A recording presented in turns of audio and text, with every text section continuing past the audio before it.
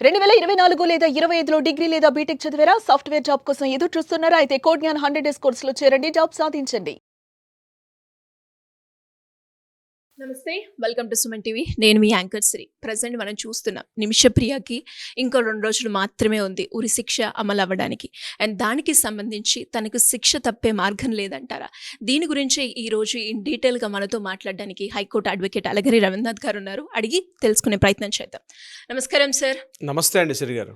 Sir, Yemen Kerala nurse Nimishapriya ఉరిశిక్షకు మరో 2 రోజులు మాత్రమే ఉంది అని చెప్పొచ్చు. దీంతో నిమిషని ఉరిశిక్షకు దగ్గర చేస్తున్న ప్రతి నిమిషం, ప్రతి గంట తన కుటుంబంలో ఉన్న వారికి ఆవేదనను మరింత పెంచుతుంది అని చెప్పొచ్చు. అండ్ అలాగే మనం చూస్తే తను రక్షించే అందుకు సేవ్ నిమిషప్రియ యాక్షన్ కౌన్సిల్ కూడా బ్లడ్ మనీ ఇస్తాము, మమ్మల్ని క్షమించండి అను తను వేడుకున్నప్పటికీ కూడా ఎలాంటి స్పందన అయితే మనం చూడడం లేదు. అండ్ దీన్ని బట్టి మనం అర్థం చేసుకోవచ్చా అంటే శిక్ష తప్పే మార్గం అసలు కనిపించట్లేదు. ఎలా ఉండబోతుంది? ఇంకా 2 డేస్ మాత్రమే ఉంది.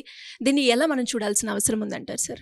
గడిచిన కొద్ది రోజులుగా మనం న్యూస్లో చూస్తున్నాం. నిమిషప్రియ కేరళ నర్స్, ఈమెకి మరణదండన విధిస్తూ, అంటే ఆమెకు ఉరిశిక్షణ విధిస్తూ యమన్ దేశం తీసుకున్నటువంటి చర్యల్లో భాగంగా యావత్ భారతదేశం మొత్తం కూడా దీనికి సంబంధించి అటు పార్టీలకు అతీతంగా కాంగ్రెస్ పార్టీ, అదేవిధంగా సిపిఎం, ఇప్పుడున్నటువంటి ప్రతి ఒక్క పార్టీలు కూడా భారతదేశ వ్యాప్తంగా ఆ యొక్క ఉరిశిక్ష నిలుపుదల చేయడం కోసం చెప్పి భారతదేశం ప్రయత్నాలు చేస్తుంది. దీనికి సంబంధించి ముఖ్యంగా మెహబూబ్ ముఫ్తీ అని చెప్పి మనకి ఎవరైతే ఉన్నారో కాశ్మీర్, ఆమె ఆధ్వర్యంలో ఒక కమిటీ కూడా ఏర్పాటు చేశారు. ఈ కౌన్సిల్ని ఏర్పాటు చేసుకున్నారు.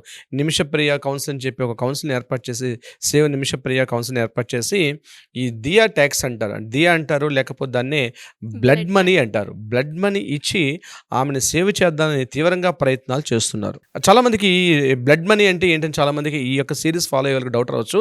దాన్ని వివరించే ప్రయత్నం చేస్తాను. ముస్లిం దేశాలకి షరియత్ చట్టం అని ఉంటుంది.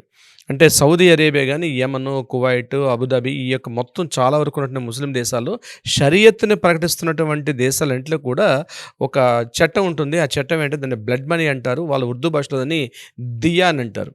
DIYYA దియా అని అంటారు. అంటే ఏంటంటే ఇటువంటి సందర్భాల్లో ఉరిశిక్ష విధించేసిన సందర్భాల్లో వాళ్ళని రక్షించడం కోసం చెప్పి ఎవరైతే బాధితుడు ఉన్నాడో బాధితుల కుటుంబీకులు కానీ కొంత కాంపెన్సేషన్, నష్టపరిహారానికి అంగీకరిస్తే ఆ యొక్క ఉరిశిక్షను కూడా నిలుపుదల చేసే విధంగా ఉంటుంది.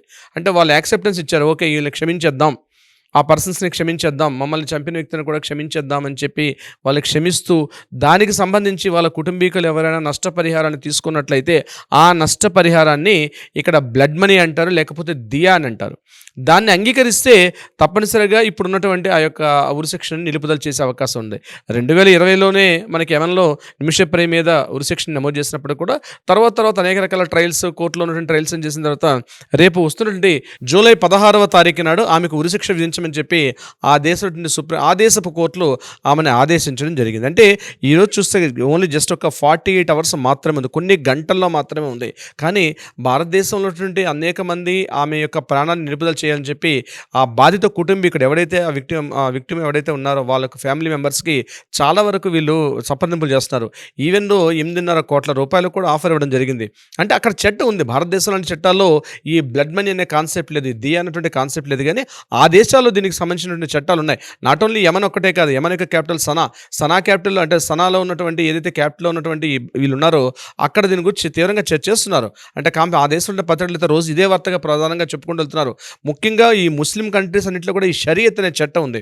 ఈ షరియత్లో ఈ ఆప్షన్ ఉంది. మరి సో భారతదేశం వ్యాప్తంగా ఉన్నటువంటి పార్టీలకు అతీతంగా భారతదేశం, ఈవెన్ మోడీ గారు కూడా ఒక సందర్భంలో మాట్లాడడం జరిగింది. అయినప్పటికీ కూడా వాళ్ళు అక్కడ స్పందించకుండా ఆ బాధిత కుటుంబీకులు ఇప్పటివరకు కూడా స్పందించింది. నేను సూటిగా ఒకటే అడుగుతున్నాను, ప్రపంచవ్యాప్తంగా ఉన్న ముస్లిమ్స్ అందరికీ ఒకటే ప్రశ్న వేస్తున్నాను. చంపించే హక్కు ఎవరికి లేదు. తప్పు చేశారా ఇంకొకట పక్కన పెట్టండి కాసేపు. ఇక్కడ మీ దగ్గర చట్టం, మీ షరియత్ చట్టం ప్రకారం దియా అన్నది ఉంది. అంటే బ్లడ్ మనీ కాన్సెప్ట్ మీరే ఇంట్రడ్యూస్ చేసుకున్నారు. అంటే మాది ఎంతో శాంతి మతం, మా యొక్క చట్టాలు ఎంతో శాంతిగా ఉంటాయని మీరు చెప్పుకున్నటువంటి, ప్రపంచానికి శాంతి బోధించేటువంటి ఏదైనా ఉందంటే మా ఇస్లాం చట్టాలు, మా ఇస్లాం షరియత్ చట్టాలు అంటున్నారే. మరి అటువంటి సందర్భంలో ఒక దేశం, అంటే ఇక్కడ భారతదేశం మొత్తం కూడా ఇది స్పందిస్తుంది. ఈ యొక్క విషయానికి సంబంధించి, నిమిషప్రియ విషయానికి సంబంధించి ఆమె ఎందుకు చేశారో చేశారో కూడా చాలామంది కారణాలు తెలుసు.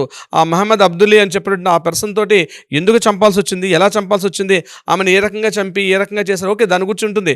దానికి మరణదండనే శిక్ష కాదు, దానికి వేరే ప్రత్యామ్నాయం ఉండాలని మీరే రాసుకునేటప్పుడు గడిచిన కొద్ది రోజులుగా భారతదేశ వ్యాప్తంగా మన ప్రధానమంత్రి మోడీ గారి స్థాయిలో కూడా దీనికి స్పందిస్తున్న సమయంలో కూడా ఇప్పటికి కూడా బాధిత కుటుంబీకులు ఇప్పటికి కూడా రెస్పాండ్ అవ్వకుండా అలా వెయిట్ చేస్తున్నారంటే ఇక్కడ మీరు ఏం చెప్తున్నారు? మీరేమో షరియత్ చట్టాలని చెప్తారు, మేము భారతదేశంలో మా హైందవ చట్టాలంటూ ప్రత్యేకంగా లేవు, కానీ భారతదేశంలో రాజ్యాంగంలో ఉన్నటువంటి మా చట్టాలకు లోబడి మనం చేసుకున్నప్పుడు కూడా మా మత ప్రాతిపాదికంగా ఉన్నటువంటి చట్టాలు ఇవన్నీ కూడా.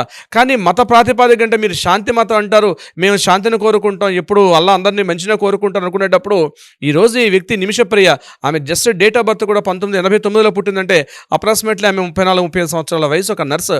అక్కడికి వెళ్ళి భారతదేశం కాకుండా అక్కడికి వెళ్ళి మెడికల్ కౌన్సిల్ ఏర్పాటు చేసి అక్కడ క్లినిక్ ఏర్పాటు చేసి కొంతమందిని బాగుపరచడం అనుకున్న సందర్భంలో సరే అతను ఏ రకంగా చేశాడు అనేది మనకు అన్ని విషయాలు తెలుసు.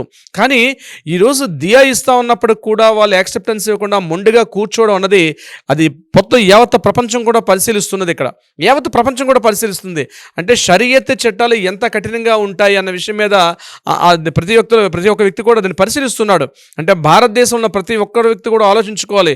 ఈరోజు భారతదేశం అంటే ప్రజాస్వామ్య దేశంలో పిచ్చి బాగుడుకోతులు పిచ్చి ప్రగల్భాలు పలుకుతుంటారే మీరందరూ కూడా, వీళ్ళందరూ అర్థం చేసుకోండి. భారతీయ చట్టాలకి ప్రపంచంలోని మిగిలిన చట్టాలకి ఎంత తేడా ఉంటుందో అక్కడ ఉంటే తెలుస్తుంది. ఆ ప్రాంతంలో ఉంటే, ఆ ప్రాంతంలో నివసిస్తే, ఆ ప్రాంతంలో అక్కడ ఏమైనా తప్పులు చేస్తే ఎలా ఉంటుందో మీకు అర్థమవుతుంది.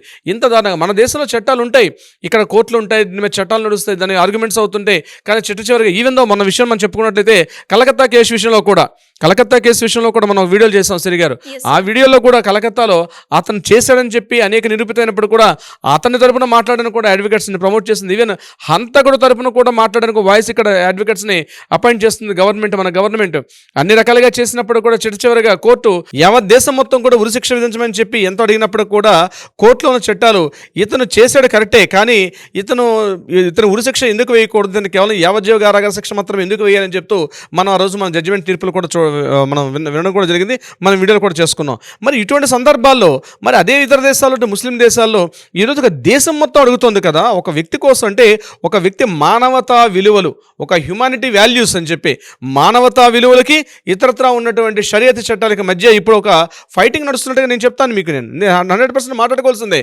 ఎందుకంటే ఒక దేశవ్యాప్తంగా ఉన్నటువంటి ప్రజలందరూ కూడా కులాలకు వ్యతిరేకంగా, మతాలకు వ్యతిరేకంగా, మన దేశంలో ఉన్న ప్రతి ఒక్క వ్యక్తి, ముఖ్యంగా పార్టీలకు అతీతంగా కాంగ్రెస్ పార్టీ, సిపిఎం అన్ని పార్టీలు కలిసి ఈరోజు సార్ ఇలా చేస్తే బాగుంటుంది, ఈ యొక్క నిమిషప్రిని ఎలాగైనా సేవ్ చేయాలనే ఉద్దేశంతో ఒక కౌన్సిల్ ఏర్పాటు చేసుకున్నారు, ఫండ్ రైజ్ చేశారు.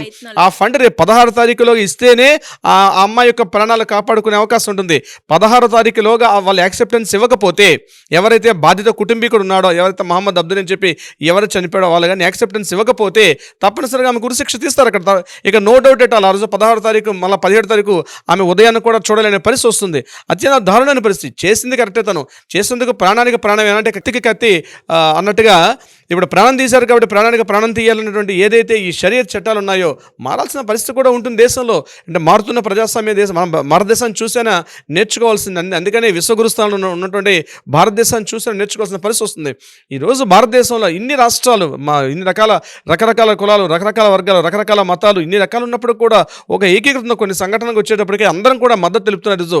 నిమిషప్రియ చేసింది తప్పే కావచ్చు, కానీ ఆవిడకి ఉరిశిక్ష విధించడం కరెక్ట్ కాదు, యమన్ లాంటి దేశంలో ఉరిశిక్ష విధించడం కాదని చెప్పి. అంటే ఇక్కడ నేనే కోణంలో చూస్తున్నానంటే షరియత్ చట్టాలు, భారతదేశ చట్టాలకి నేను యాజ్ బీయింగ్ అడ్వకేట్గా మాట్లాడుకుంటే అక్కడ కొన్ని సందర్భాల్లో మన వాళ్ళు ఆవేశపడతారు. ఏదైనా గట్టిగా గొడవైతే సార్ కన్నుకు కన్ను చేయికి చేయి తీసేయాలి, ఇటువంటి చట్టాలు అమల్లో రావడం ఈజీయే, కానీ వచ్చిన తర్వాత దానికి రిజల్ట్ వచ్చేసరికి ఎవరో ఇబ్బంది పడరు, మనమే ఇబ్బంది పడతాం. షరియత్ చట్టాలకి భారతీయ చట్టాలకి అంత తేడా ఉంటుంది. ఈరోజు 8.5 కోట్ల రూపాయలు ఆఫర్ ఇస్తున్నప్పుడు కూడా వాళ్ళు ఇంకా బాధిత కుటుంబీకులు యాక్సెప్టెన్స్ ఇవ్వకుండా ఈ లాస్ట్ మినిట్ 16 తారీఖు అంటే ఇంకొక 45 గంటల్లో ఉరిశిక్షకి సిద్ధపడిపోతున్నటువంటి ఆ అమ్మాయి ఎవరైతే నిమిషప్రియ ఉన్నారో ఆమె జీవితం అన్నది డోలయామని స్థితి ఊగుతోంది. అటో ఇటువైపు అంటే ప్రాణం తీస్తారా లేకపోతే ఆ బాధిత కుటుంబీకులు భిక్ష పెడతారంది, ప్రాణభిక్ష పెడతారంది. ఎక్కడ ఎలా ఉండాలంటే మన భారతదేశంలో ఇటువంటి ఉరిశిక్ష చేయాలంటే ఒక భారతదేశంలో ఉరిశిక్షలు అంటే ఒక కంపోజ్ చేసింది పొరపాటు అంటే ఆ ఉరిశిక్షని ఫైనల్గా వెళ్ళడానికి ఉరిశిక్ష అమలు అవుతుంది. సుప్రీంకోర్టు జడ్జిగా దాన్ని ఉరిశిక్షగా చేస్తే మరలా అక్కడి నుంచి రాష్ట్రపతి గారికి నివేదిస్తారు. రాష్ట్రపతి చేతిలో ఉంటుంది క్షమాభిక్ష క్షమాభిక్ష పెట్టాలా, కంటిన్యూ చేయాలని చెప్పి. ఎంతో దారుణమైనటువంటి కృత్యాలు చేస్తే కానీ మన భారతదేశంలో ఉరిశిక్షలు తీసే సందర్భాలు చాలా తక్కువ. ఉరిశిక్ష క్షమాభిక్ష కూడా ఒకవేళ మళ్ళీ రివిజన్ చేసుకోమని చెప్పి రాష్ట్రపతి స్థాయిలో ఉన్న వ్యక్తి కూడా మళ్ళీ వెనక్కి పంపిస్తారు. రాష్ట్రపతి క్షమాభిక్ష పెట్టే అధికారం కూడా ఉంటుంది. కానీ ఆ దౌర్భాగ్యపు దేశాల పరిస్థితి అంటే తెలియదు. కానీ యమలాంటి దేశంలో ఎవరైతే బాధిత కుటుంబీకుడు ఉన్నా ఆ కుటుంబీకుడు క్షమాభిక్ష మీద వీళ్ళ జీవితాలు ఆధారపడి ఉన్న సందర్భాలు ఉన్నాయి. ఇదే సందర్భంలో ఒకసారి మనం గుర్తుపెట్టుకోవాలి, సోనియా గాంధీ లాంటి వ్యక్తిని మనం గుర్తుపెట్టుకోవాలి. రాజీవ్ గాంధీ మరణం చేసిన తర్వాత ఆ రాజీవ్ గాంధీ మరణంలో ఉన్నటువంటి నళిని వాళ్ళందరినీ కూడా అరెస్ట్ చేసి వాళ్ళు తిహార్ జైల్లో ప్రవేశపెట్టిన తర్వాత ఉరిశిక్ష తీసేయమని చెప్పి సుప్రీంకోర్టు ఇచ్చినప్పుడు సోనియా గాంధీ లాంటి వారు ఏం చేశారంటే, ఆల్రెడీ చనిపోయి నా భర్త చనిపోయి చాలా బాధపడుతున్నాను, ఇన్ని సంవత్సరాల పాటు 14-15 సంవత్సరాల పాటు ఇంకా జైల్లో ఉన్నారు కాబట్టి అంతటి వ్యక్తిని ఈరోజు ఉరిశిక్ష తీయాల్సిన అవసరం లేదని చెప్పి సోనియా గాంధీ లాంటి వ్యక్తి, అక్కడ కాంపెన్సేషన్ కూడా ఏమీ లేదు. కానీ ఆవిడ మన రాహుల్ గాంధీ గారు నేను పార్టీలకు అతీతంగా మాట్లాడుతున్నాను. కొంతమందికి నొచ్చుకున్నప్పుడు కూడా ఇబ్బంది కలిగి ఉన్నప్పుడు కూడా నిజాలుగానే మాట్లాడుకోవాలి మనం. అటువంటి సందర్భంలో కూడా సోనియా గాంధీ గారు ఏమన్నారంటే ఈజీగా వాళ్ళు ఉరిశిక్ష తీయాల్సిన అవసరం లేదని చెప్పి సోనియా గాంధీ వైపు నుంచి కూడా మాట్లాడింది. సోనియా గాంధీ గారు లాంటి హుందాతనంలో మాట్లాడడం జరిగింది. సో ఇక్కడ ఆ హుందాతనం అన్నది మన బ్లడ్లో ఉండాలి. చట్టాలు రాసుకున్నంత మాత్రాన కలిగేది కాదు. వ్యక్తుల్లో మానవతా విలువలు ఉండాలి. మనం ఏదైతే గ్రంథాలు చదువుతున్నామో, మనం ఏ గ్రంథాలు అయితే పాటిస్తున్నామో మన బ్లడ్లో కూడా వాటిని మనం డైజెస్ట్ చేసుకున్నప్పటికే ఆ హ్యూమన్ వాల్యూస్ ఉంటాయి.